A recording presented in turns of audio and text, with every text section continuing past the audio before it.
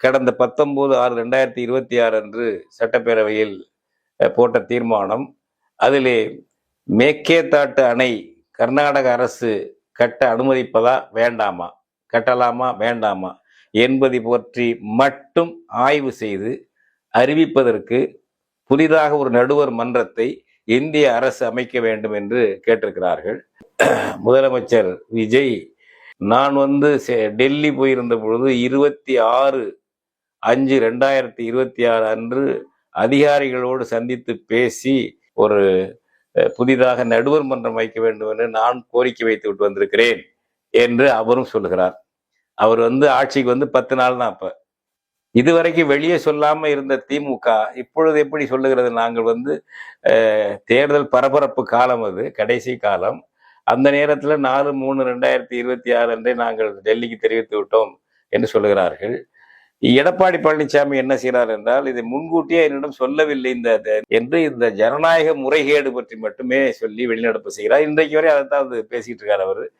மற்றபடி பொத்தாம்பொதுவாக இந்த தீர்மானத்தை நாங்கள் ஆதரிக்கவில்லை என்று சொல்கிறாரே தவிர, இந்த நடுவர் மன்றம் அமைத்தால் என்ன பாதிப்பு வரும் என்பதை பற்றி எடப்பாடி பழனிசாமியும் பேசவில்லை.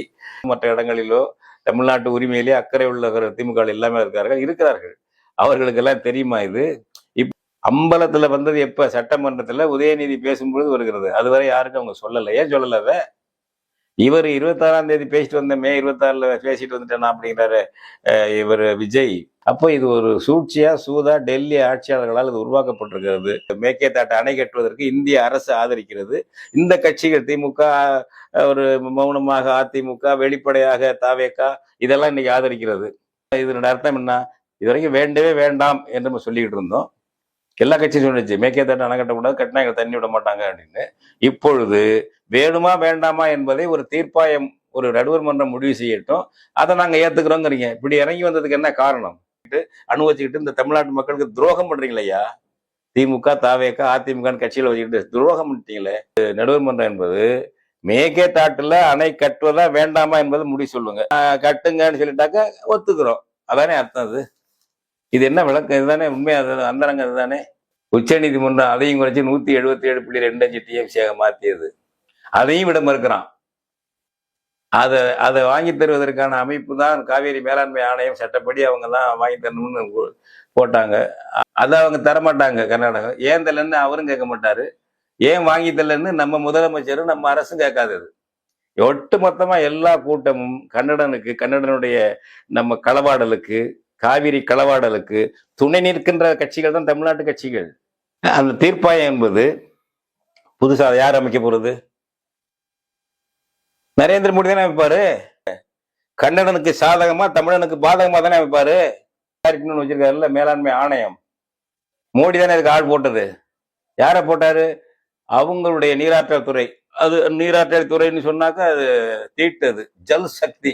அவாள் மொழியில, அவாள் பாஷையில பேசணும். டிபார்ட்மெண்ட் தலைவராக இருந்த ஆளு ஹல்தர்னு ஒரு நபர். அவர் பதவி ஓய்வு பெற்றுட்டாரு. அந்த பதவி ஓய்வு பெற்றவருக்கு மன்னர் மானிய பதவி போல ஒரு பதவி கொடுத்தாருங்க மோடி. காவேரி வேளாண்மை தலைவர், நல்ல சம்பளம், நல்ல பரிவாரங்கள், அப்படி ஜாமுன்னு இருந்துகிட்டு ஒரு ராஜா மாதிரி இருந்திருக்காரு. 100க்கு 100 தமிழர்களுக்கு துரோகம் செய்து நடுநிலை தவறிய நபர், நிரூபிக்கப்பட்ட ஒரு நபர். கன்னடர்களுக்கு ஆதரவாக இவ்வளவு தண்ணி விடணும், அவ்வளவு தண்ணி விடணும்னு சொல்லுவாரு. அவன் கர்நாடகா விட மாட்டான், கேட்கவே மாட்டாரு. ஏன் நீ கேட்கலன்னு இங்க இருக்க முதல் மந்திரி, இங்க இருக்க கட்சி தலைவர்கள் கேட்கணும்ல, கேட்க மாட்டாங்க. புதுசா நடுவர் மன்றம் போட சொல்லி யார போடுவாரு மோடி? ஹல்தர் மாதிரி, ஹல்தருடைய பங்காளி தான் போடுவாரு. தமிழனுக்கு துரோகம் பண்ற ஆளை தான் போடுவாரு. இதான் நம்ம அனுபவம், பட்டறிவு. நாங்க என்ன மிகைய கற்பனையா பீதியை விட்டுறோமா? அந்த நடுவர் மன்றம் அமைச்சது. அந்த நடுவர் மன்றம் 1991 இடைக்கால தீர்ப்பு கொடுத்தது. அது செல்லுமா செல்லாதுன்னு கன்னட சுப்ரீம் கோர்ட்ல போய் கருத்து கேட்டாங்க. குடியரசுத் தலைவர் கருத்து கேட்டாரு. ஒரு தீர்ப்பாயம், ஒரு இன்டர்ஸ்டேட் வாட்டர் டிஸ்பியூட் படி அமைக்கப்பட்ட தீர்ப்பாயம் தீர்ப்பு சொன்னுச்சுன்னா இடைக்கால தீர்ப்புக்கு அதிகாரம் உண்டான்னு கேட்டாரு. அவங்க என்ன பண்ணாங்க? இறுதி தீர்ப்புக்கு என்ன அதிகாரம் உண்டோ அதே இடைக்கால தீர்ப்புக்கு உண்டுன்னு சொன்னான்.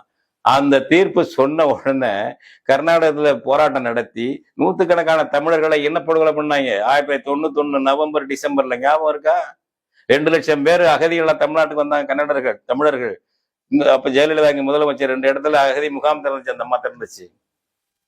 இல்ல நடுவர் மன்றம் போயிட்டு அப்படியே வந்து செயல்பட்டு அப்புறம் அந்த 205 டிஎம்சி எப்போது செயல்படுத்தினானா?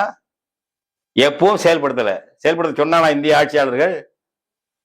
அடுத்தது இறுதி தீர்ப்பு 2007 பிப்ரவரியில் வந்துச்சு. இறுதி தீர்ப்பு அதை செயல்படுத்தினானா?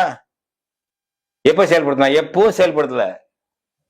உச்ச நீதிமன்றம் 2018 அதுல சில திருத்தங்கள் சொல்லி அந்த தண்ணியை மேலும் குறைச்சு, அதாவது 361 டிஎம்சி வந்ததை 205 குறைச்சது இடைக்கால தீர்ப்பு நடுவர் மன்றம். அதை 192 குறைச்சது அந்த இறுதி தீர்ப்பு நடுவர் மன்றம். அதை 177.25 டிஎம்சியா குறைச்சது உச்ச நீதிமன்றம் 2018 பிப்ரவரி 16. அதை கொடுத்துருக்கானா என்னைக்காவது? அதை கொடுக்கணும்னு என்னைக்காவது டெல்லி அரசு கேட்டிருக்கானா? கொடுக்கலன்னு யாராச்சும் தமிழ்நாட்டு ஆட்சியாளர் முதலமைச்சர் யாரும் புகார் பண்ணி டெல்லிக்கு புகார் பண்ணி ஒரு பிரச்சனையாக இருக்காங்களா யாராவது தமிழ்நாட்டுல? கன்னடர்களுக்கு காட்டி கொடுக்கும் துரோகிகள் தாங்க கட்சி நடத்திட்டு முதல் மந்திரியாகவும் எதிர்கட்சி தலைவராக இருக்காங்க. இதெல்லாம் பாருங்க, யார் கேட்கறாங்களா? காவேரி மேலாண்மை ஆணையத்துல 9 பேர் வாக்குரிமை உள்ளவங்க. தமிழ்நாடு, கர்நாடகம், கேரளம், பாண்டிச்சேரி 4 உறுப்பினர்கள், ஆளுக்கு ஒரு ஓட்டு. மத்திய அரசு அதிகாரிகளுக்கு அதுல இருக்காங்க பொறுப்புல, அவங்களுக்கு 5 பேர் இருக்காங்க, 5 ஓட்டு. 9ல மத்திய அரசு 5 பேரு. இந்த 4 மாநில அரசும் எதிர்த்தா கூட மத்திய அரசு நிறைவேற்றலாம் ஒரு விஷயத்த, அப்படி வச்சிருக்கான். அதை அது தப்பானதுன்னு நாங்க தான் பேசுறோம். காவேரி உரிமை மீட்புல பேசிருக்கோம். யாராவது பேசுறாங்க? அதனால இது தப்பானது. இந்த கொளுத்துறோம் நாங்க.